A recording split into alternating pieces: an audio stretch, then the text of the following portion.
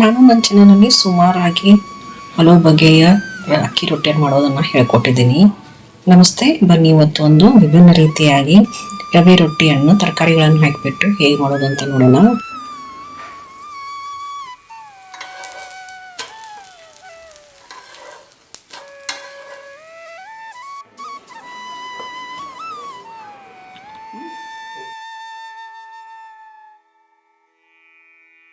ಮೊದಲನೇದಾಗಿ ನಾನಿಲ್ಲಿ ಸುಮಾರು 1 ಕಪ್ ಅಷ್ಟು ಮೀಡಿಯಂ ರವೆಯನ್ನು ತೆಗೆದುಕೊಂಡಿದ್ದೀನಿ.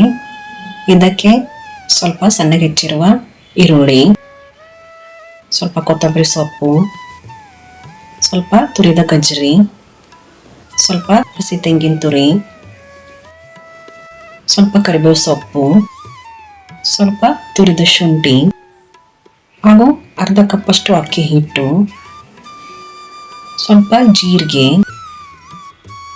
ನಂತರ ಇದಕ್ಕೆ ಸಣ್ಣಗೆ ಹೆಚ್ಚಿರುವ ಹಸಿಮೆಣಸಿನ್ಕಾಯಿ ಹಾಗೂ 1 ಕಪ್ ಅಷ್ಟು ಮೊಸರನ್ನು ಹಾಕಿಬಿಟ್ಟು ಇದನ್ನ ಮೇಲೆ ಸ್ವಲ್ಪ ರುಚಿಗೆ ತಕ್ಕಷ್ಟು ಉಪ್ಪನ್ನು ಹಾಕೊಳ್ಳಿ. ಆಮೇಲೆ ಇದನ್ನ ಒಂದ್ಸರ್ತಿ ಕಲಿಸ್ಕೊಂಡ್ಬಿಡಿ. ಇದಕ್ಕೆ ನೀರು ಹಾಕೋ ಅವಶ್ಯಕತೆ ಏನಿಲ್ಲ. ನಿಮ್ಗೆ ಹಿಟ್ಟು ಗಟ್ಟಿಯಾಗಿ ಅನಿಸಿದ್ರೆ ಮಾತ್ರ ಸ್ವಲ್ಪನೇ ನೀರನ್ನು ಹಾಕೊಳ್ಳಿ.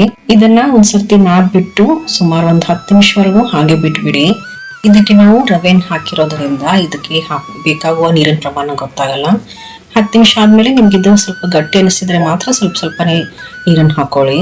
ಬನ್ನಿ ಈಗ ರವೆ ರೊಟ್ಟಿ ಮಾಡ್ಕೊಳ್ಳೋಣ. ಇದಕ್ಕಾಗಿ ನಾನು ಬಾಳೆ ಎಲೆಗೆ ಎಣ್ಣೆಯನ್ನು ಸವರ್ಬಿಟ್ಟು ಹಿಟ್ಟನ್ನು ಇಟ್ಟು ಇದನ್ನ ಮೇಲೆ ಸ್ವಲ್ಪ ಎಣ್ಣೆಯನ್ನು ಹಾಕಿಬಿಟ್ಟು ಸರಿಯಾಗಿ ತಟ್ಕೋತಾ ಇದ್ದೀನಿ.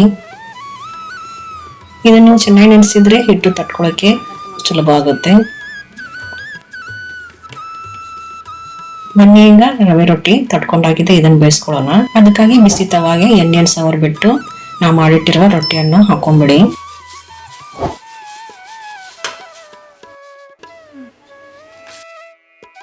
ಇದಕ್ಕೆ ಮೇಲಿಂದ ಸ್ವಲ್ಪ ಎಣ್ಣೆಯನ್ನು ಹಾಕಿಬಿಟ್ಟು ಇದನ್ನು ಗರಿಗರಿಯಾಗಿ ಬೇಯಿಸ್ಕೊಳ್ಳಿ.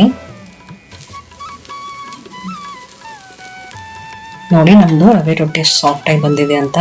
ಇದನ್ನು ನೀವು ಕೊಬ್ಬರಿ ಚಟ್ನಿಯೊಂದಿಗೆ ಸರ್ವ್ ಮಾಡ್ಬೋದು, ತುಂಬಾ ಚೆನ್ನಾಗಿರುತ್ತೆ. ಈ ರೆಸಿಪಿಯನ್ನು ಟ್ರೈ ಮಾಡಿ ಹಾಗೂ ನನ್ನ ಚಾನಲ್ ಅನ್ನು ಸಬ್ಸ್ಕ್ರೈಬ್ ಮಾಡೋದನ್ನು ಮರಿಬೇಡಿ. ಧನ್ಯವಾದಗಳು.